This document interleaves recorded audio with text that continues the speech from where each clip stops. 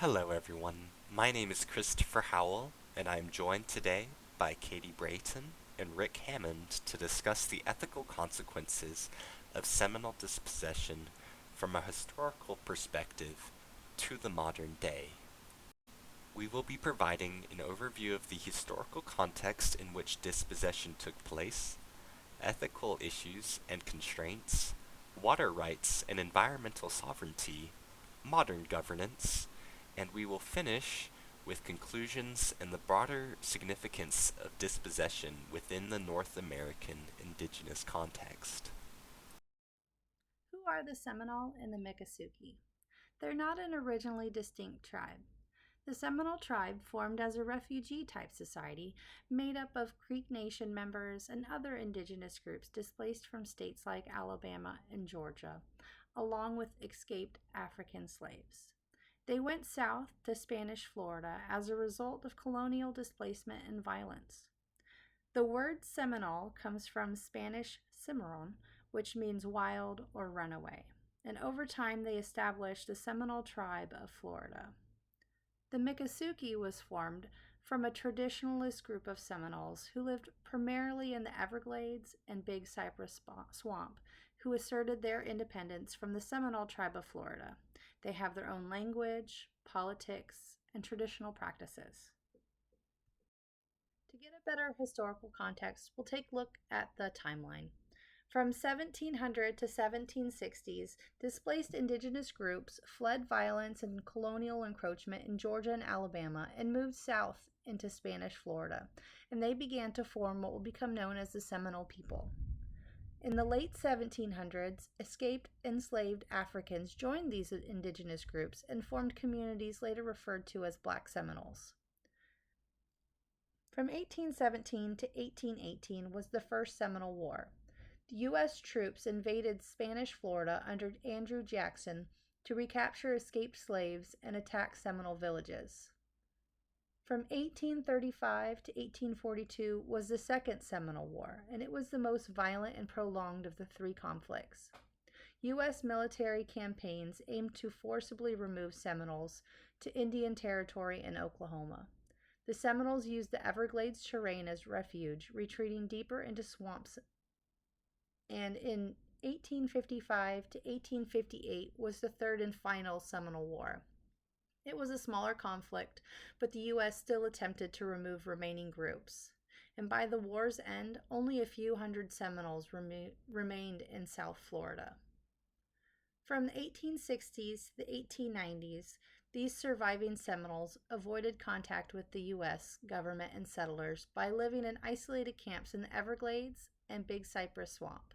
They relied on subsistence farming, hunting, and foraging, preserving cultural autonomy. In the early 1900s, Florida began draining the Everglades for agriculture and settlement, impacting the Seminole homelands. White settlers and tourists sought interaction with the Seminoles, promoting some to engage in craft sales and tourism, especially near Miami. In the 1930s, the U.S.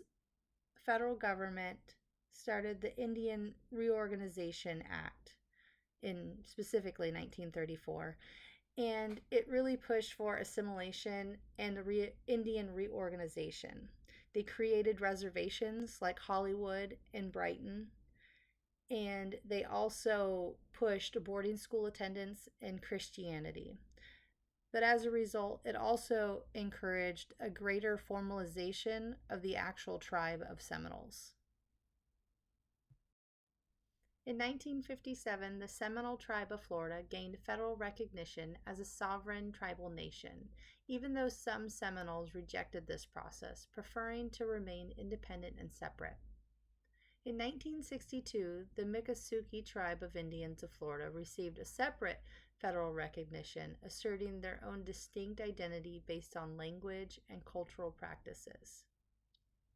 From 1974 to the 1980s, the U.S. created the Big Cypress National Preserve, which affected the Seminole and Miccosukee's access to ancestral lands. The Miccosukee resisted further federal control, negotiating unique rights within the preserve boundaries. In the 1990s, the Everglades restoration projects began, and tribes engaged in legal battles to ensure sovereignty over water use, land management, and cultural sites. From the 2000s to the 2010s, tribes worked to preserve language and traditions while asserting control over natural resource management. They pushed back against the federal and state efforts that threatened access to cultural landscapes. And in 2024, the Miccosukee tribe publicly opposed the proposed wilderness designation of Big Cypress National Preserve, arguing it would limit traditional activities like airboating, hunting, and sacred site access. We'll now move on to some of the ethical issues and constraints. To understand the ethical foundations of dispossession, we have to look at the colonial attitudes towards land ownership that shaped U.S. expansion. Under this framework, land was treated as a commodity, something to be surveyed, seized, sold, and exploited. Its value was tied to productivity and private ownership, and not to the relationship or stewardship. This perspective clashed completely with the Seminole and Miccosukee worldview. For them, land wasn't property, it was kin. It was part of a reciprocal system of responsibilities. People cared for the land, and the land in turn sustained culture, medicine, food, and ceremony. It was an ethical relationship, not a legal contract. But settler colonialism disregarded this entirely. U.S. policies privileged economic extraction over ecological balance and private ownership over collective responsibility. The government forced Seminoles into what were considered uninhabitable swamps. What's remarkable is that the Seminole people adapted and survived in these spaces, turning perceived wastelands into homelands. But their ability to choose where and how to live was constrained by policy and settler perception. The land may have been spiritually and ecologically rich, but it was politically devalued and ecologically misunderstood by outsiders. This disconnect between colonial and indigenous land ethics is at the heart of dispossession. It's not simply a legal issue. It's a deep philosophical divide about what land is and who it belongs to, and what obligations come with living on it. Another key layer of dispossession the Seminole people faced was the impact of settler infrastructure and legal exclusion, both of which reshaped their relationship with the land in deeply disruptive ways. A clear example is the construction of the Tamiami Trail in 1928, a highway built through the heart of the Everglades. While it was celebrated as an engineering achievement at the time, the road physically bisected the Everglades ecosystem, altering the natural hydrology. Water flow was disrupted, leading to flooding in some areas and drying in others. For the Seminoles who relied on seasonal wetland dynamics for mobility, food, and shelter, this was a direct assault on their way of life. Beyond environmental damage, this infrastructure also displaced traditional Seminole camps, severing ties to ancestral territory and making it harder to maintain cultural practices. It was a form of environmental dispossession, using roads and drainage systems rather than weapons or treaties to push people off their land. At the same time, the reservation system created in the early 20th century carved the Seminole population into small, scattered units. These government-assigned reservations, like Big Cypress and Brighton, fragmented ecological continuity and separated kinship networks. This led to both cultural fracturing and increased dependence on federal oversight. Compounding this was legal exclusion. The U.S. government did not formally recognize the Seminole tribe until 1957, and the Miccosukee tribe not until 1962. That meant for decades the Seminoles had no official political status, no formal role in land or resource governance, and no protection from the rapid development reshaping their homeland. All of this raises a core ethical question. Who gets to decide how land and water are managed, and whose knowledge counts in shaping the future of an ecosystem like the Everglades? One of the most significant challenges faced by the Seminole tribe has been the long-standing constraints on their self-determination, particularly in how they manage their land and water. After the wars and forced removals, the Seminoles were pushed into the most marginal areas of southern Florida, remote wetlands and swamps that settlers saw as uninhabitable. And while the tribe turned these landscapes into a refuge, this relocation wasn't a form of freedom, but was instead a containment strategy. Even within these limited territories, Seminole access to land and resources was further restricted by massive environmental degradation caused by settler driven infrastructure and agriculture projects. Projects like the Tamiami Trail, which cut across the Everglades in the 1920s and altered the water flow dramatically. Agricultural runoff from upstream, especially phosphorus from sugarcane fields, polluted wetlands and damaged ecosystems that Seminoles had come to depend on. Throughout much of the 20th century, the tribe had little or no authority to intervene. Environmental regulation, water control, and land use decisions were made by federal and state agencies, with almost no input from the indigenous communities most affected by those decisions. This quote from a Miccosukee leader really reframes the conflict. It challenges the idea that federal conservation is always neutral or positive. To the tribe, wilderness is not untouched land, it's homeland. And when decisions about it are made without indigenous leadership, it continues a long history of land loss. And this quote is: wilderness is just another aspect in the long line of taking tribal lands or dispossessing us of those lands that we have always been on. The relationship between the Miccosukee and Seminole tribes and the U.S. government has long been shaped by tensions over land, water, and sovereignty. While the Everglades have historically served as a refuge in the modern era, they've become the center of land and environmental battles. These conflicts aren't just about conservation, they're about who gets to decide how the land is managed, whose knowledge counts, and how tribal rights are protected or overlooked in state and federal policies. So we'll take a look at major federal acts, agreements, lawsuits, and tribal initiatives that show how the tribes have asserted environmental sovereignty from the creation of Big Cypress Preserve in the 1970s to tribal-led water testing and resistance to modern wilderness designations.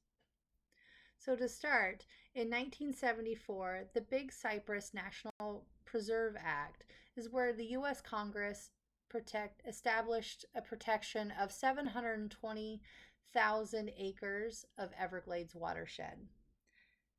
It overlapped tribal lands, especially ancestral Miccosukee lands, and the tribe argued that the preserve would restrict their mobility, airboating, hunting, and ceremonial use of the land. They opposed full federal control, but they were eventually able to negotiate co-use rights. In 1981, the Miccosukee tribe signed an agreement with the National Park Service. It granted the Miccosukee families rights to live in, travel through, airboat, hunt, and carry out traditional practices within the preserve. And it was a rare example of federal acknowledgement of tribal land use practices within a national park framework. In the 1990s, the Miccosukee tribe filed multiple lawsuits against the U.S. Army Corps of Engineers and South Florida Water Management District. It accused them of diverting polluted water from sugarcane agricultural, especially phosphorus runoff, into tribal wetlands. And they cited violations of the Clean Water Act and failure to consult the tribe. And these suits established that the Miccosukee as environmental stakeholders and pressured agencies to include tribes in water management discussions. In 2000, the Comprehensive Everglades Restoration Plan started, and it was the massive federal state initiative that aimed at restoring natural water flow in the Everglades. Both the Seminole and the Miccosukee tribes were initially supportive, but they later criticized it for prioritizing urban and agricultural interests over traditional ecosystems, and they excluded tribal voices from major planning decisions. The tribes pushed for greater consultation and incorporation of indigenous ecological knowledge. Starting in 2010, after years of state inaction, the Miccosukee tribe established its own environmental monitoring program. They conducted independent water testing for phosphorus levels, mercury, and other toxins. And they used this data to challenge federal compliance and hold polluters accountable. And it represents a key assertion of tribal environmental sovereignty and a move towards self-determined environmental governance. They continue to water monitor independently, and they report violations in areas also like tree snail hammock and Shark River slough. They oppose certain Everglades infrastructure like pump stations that can alter the hydrology and increase flooding risks on reservation land. And again, they really push for consultation rights in every major water project affecting ancestral territory. In 2024, the Miccosukee tribe publicly opposed the federal proposal to designate the Big Cypress National Preserve as official wilderness. Their main concerns are their loss of access to traditional practices like airboating, hunting, fishing, and it could potentially restrict cultural and ceremonial use of the land. Tribal leaders assert the land is not untouched wilderness, but a lived in and managed homeland. The federal government recognizes three separate groups of Seminole people within the United States. The primary topic of our discussion today has been the Seminole and the Miccosukee tribes of Florida, who are ethnically similar, but with distinct political and cultural identities within the state. The Miccosukee are distinguished by their traditionalist way of life with greater emphasis on independence from the federal government, and they have strong societal bonds with the Everglades swamp. The Seminole Nation of Oklahoma is the largest population of Seminole within the United States, numbering around 18,000 members as compared to the few thousand Seminole members residing in Florida. They are the descendants of those relocated via the Trail of Tears as part of the Indian Removal Act and are largely based within Seminole County, Oklahoma. The Seminole tribe of Florida have been pioneers for the Indian gaming industry in the United States. In light of the lack of economic and business opportunities for their people, they opened the first Indian casino, a bingo hall, in 1979, with many other tribes soon to follow suit.